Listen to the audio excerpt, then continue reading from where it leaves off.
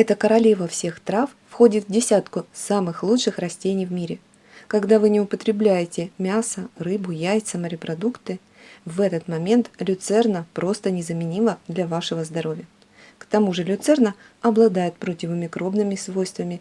В ней есть такие вещества, которые убивают грибки в организме. Люцерна эффективно выводит соли из организма, а это значит, что добавляя в свой рацион ростки люцерны, можно избавиться от подагры раз и навсегда. Посмотрите, как я проращиваю самую любимую микрозелень. Люцерна полезна, самая вкусная, ее легче всего прорастить. Проращиваю в банке. Засыпаю столовую ложку семян в пол-литровую банку и заливаю охлажденной кипяченой водой. Добавляю 1 чайную ложку перекиси водорода.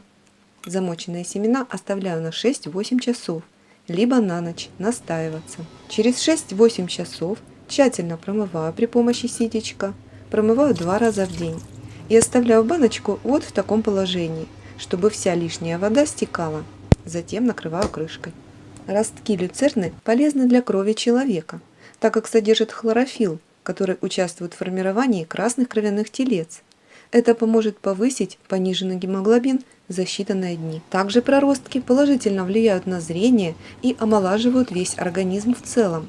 Укрепляют кости, делают красивыми волосы и ногти. Первые 3 дня проращиваю в темной комнате, а на 4-й день выставляю на свет, но только не на прямые солнечные лучи. С 5 по 7 день прорастания ростки самые вкусные, сладенькие и нежные.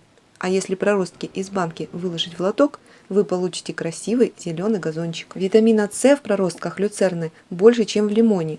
Это прекрасный источник белка, витаминов и минералов. Ростки в лоточке тоже нужно промывать дважды в день, желательно и сам лоток. Из 1 чайной ложки семян люцерны получается примерно 50 грамм зелени. Растет люцерна очень быстро.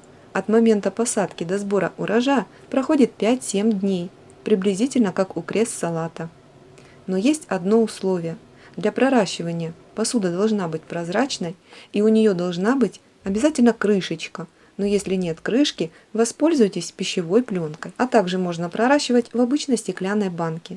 Микрозелень люцерны нейтральная на вкус и напоминает обычный листовой салат.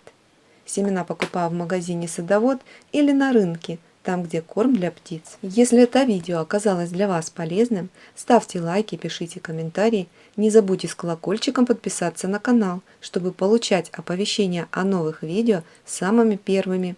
Всем спасибо за просмотр и до новых встреч на канале.